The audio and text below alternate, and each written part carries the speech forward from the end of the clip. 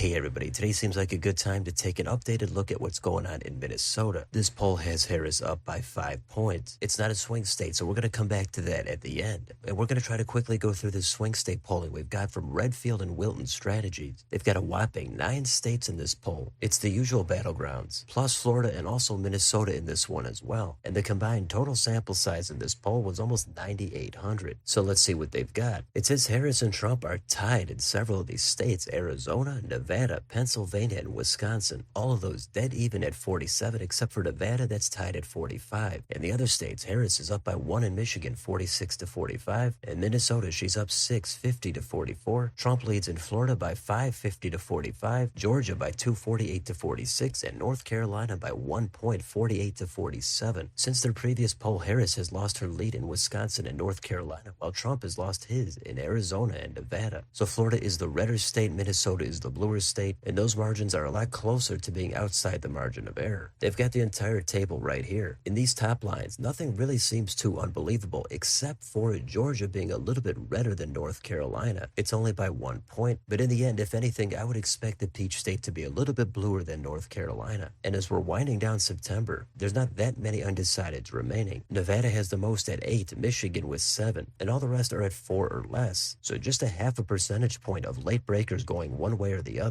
That could be more than enough to tip the election one way or the other. It says that every state polled, more 2020 Biden voters say they will now vote for Trump than 2020 Trump voters say they will now vote for Harris. Between 9 and 13% of Biden 2020 voters in the 9 states polled now say they will vote for Trump, while between 4 and 10% of Trump 2020 voters now say they will vote for Kamala Harris. Just based on that, that does seem like good news for Trump. Furthermore, a higher percentage of Trump 2020 voters say they will vote for Donald Trump in the November election than Biden 2020 voters say they will vote for Harris in every state polled. Between 85 and 91% of 2020 Trump voters now say they will vote for Trump again in November, compared to between 79 and 88% of 2020 Biden voters who say they will now vote for Harris. Then we've got the economy. Remains the single most important issue for pluralities of voters in every swing state polled. Abortion and immigration are the second and third most commonly cited issues in each state. So they've got the table here, and once you get past economy, abortion, and immigration, all the other issues are down in single digits. Now we can't go over everything, but let's go down here to the next table. This asks how important the following issues are in this election. Cost of living is easily in first place, but it's also the cost of healthcare, election integrity, taxation, illegal immigration, abortion, etc. Down at the other end, the bottom 3 are the war in Ukraine, student debt, and woke policies. Now let's keep it moving and take a look at the Senate races that they also polled. In Arizona, Ruben Gallego is up 5 points, 46 to 41. It was previously up 6, 48 to 42. So not much movement there. Gallego is the favorite, but he's not really close to 50% in this. How about in Florida? Rick Scott is up 4 points over Debbie Mucarsel-Powell, 45 to 41. That's a 1 point improvement over the previous poll. Scott as well is also far below the 50% threshold, but there's a good chunk here. 11% don't know who they're going to vote for. So there are some potential gettable voters here in the final month. In Michigan, Alyssa Slotkin has a comfortable 9-point advantage over Mike Rogers, 46 to 37. That's an improvement over the previous month where she was up by 5. Still, another 12% remain undecided. In the Senate race in Minnesota, which is not expected to be competitive, incumbent Democrat Amy Klobuchar leads by 8 over Royce White, 42 to 34. That's a slight improvement for Klobuchar over the previous poll. But in this state, there's still almost a fifth of voters that are undecided, 17%, which is higher than the previous poll. I would guess there are a lot of voters in that state that are much less familiar with Royce White over Amy Klobuchar, and I would expect her to win by over 10 points in the end. But I would think it's a little bit notable that in this poll, she's only in the low 40s. Let's go on to Nevada. We've got another good poll here for Jackie Rosen. She leads Sam Brown by 9, 47 to 38. That's a slight improvement for Rosen, and this is consistent with what we've seen in this race. So far, Brown has not just really gained any momentum. I would expect him to pick it up at least a little bit here in the final stretch, but it has looked unlikely that he's going to be able to take down Rosen. In Pennsylvania, we've got Bob Casey with a 6-point advantage, 47 to David McCormick's 41, and that advantage is a little bit narrower for Casey since the previous poll. And the last one in Wisconsin, Tammy Baldwin is up 5 points over Eric Hovde, 46 to 41. It looks like Hovde has narrowed that margin by a couple of points since the previous poll, which was on September 6th through the 9th. So those are the main races for president and Senate. We're not going to go over everything, but if you went down further, they go into approval ratings and who is favored on the specific issues. In this poll, Harris's favorables are actually pretty positive, way above Donald Trump's. And on the key issues, As everybody knows, Harris is preferred on abortion, Trump is preferred on immigration. The economy has gotten closer to even. Harris has narrowed the gap, but Trump does have an edge. So if you just looked at that data, it would seem like Harris should be doing better than she is in these top line numbers. But apparently, at least in this poll, favorability ratings don't necessarily translate into who people are going to vote for. It's a complete toss-up and nobody should feel too comfortable. Now let's go back to Minnesota and look a little bit more into this poll. Now the pollster for this is Mason-Dixon, and it's sponsored by some local Minnesota news outlets. The sample size was 800 likely voters. And if we get down into it, we can see that Harris has a 5-point advantage, 48 to 43. So there's a 3.5-point margin of error in this poll. In their previous poll with Biden still in the race, it was a 4-point advantage for Biden, 45 to 41. So only a little bit of movement in this race. And then they've got some quotes from voters that we're pretty much going to be familiar with at this point. A Harris supporter says, "I don't see how somebody could do what the former president did and still be allowed to run for president." And a Trump supporter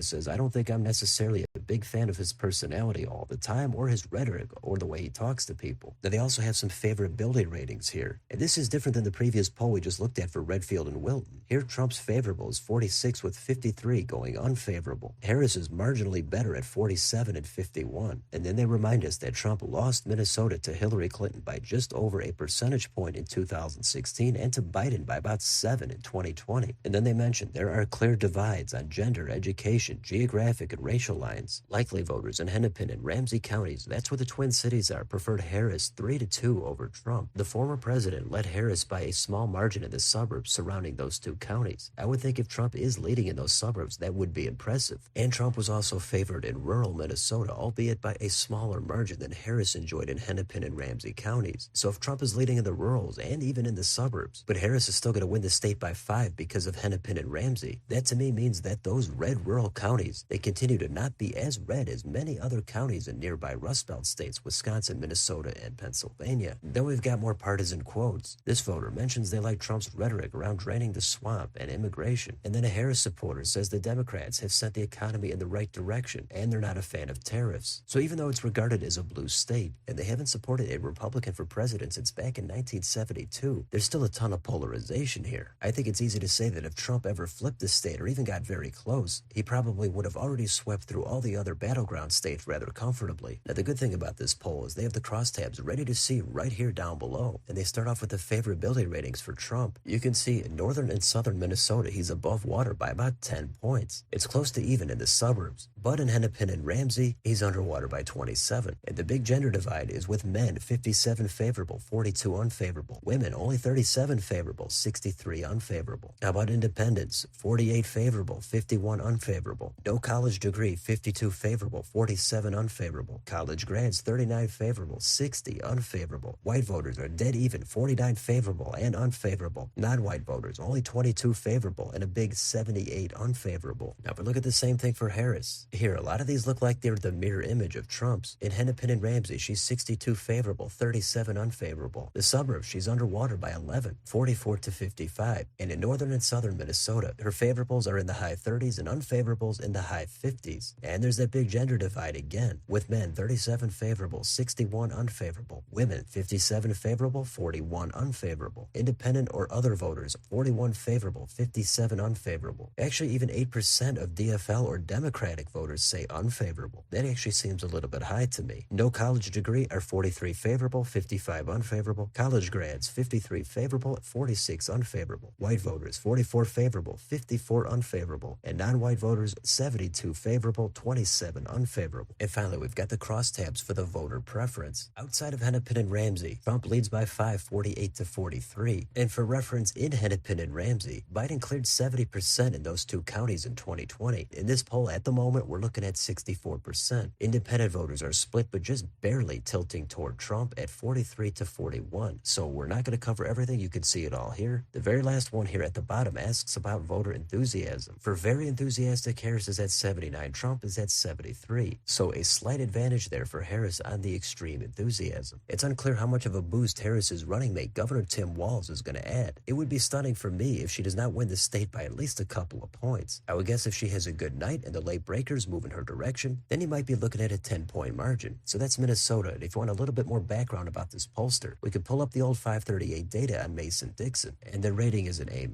and their bias is kind of all over the place. But if we go down here, we can take a look at their polls, and these are all from within the final 3 weeks of an election. And they don't have a lot here in the past few years. But specific to Minnesota, if you go back to 2018, they had Tim Walz at +6, but he actually won by 11.4, so that is an underestimation of Walz's support. In the Senate race, they were pretty accurate there with Klobuchar at about 23. And finally, back in 2016, their poll for Minnesota had Hillary Clinton up 8 points. They underestimated Trump's support there by 6.5. Now, the reason they might not have 2020 on here in Minnesota is their final poll was taken back in September, which is outside the range of 3 weeks before the election, so it's not included as part of their polling reputation. But in their poll from late September, they did have Biden up 6 points. That's a look at some swing states for president, for Senate, and a closer look at a poll out of Minnesota. So let me know in the comments, what do you think about any of this data? Do you agree that it's a pure toss-up in the battlegrounds? And does anything in this Minnesota poll tell us something about how the election is going to go? Let me know down below on your way out. Don't forget to like, share, and subscribe. Join if you'd like to support the channel. Thanks for watching. I'll see you next time.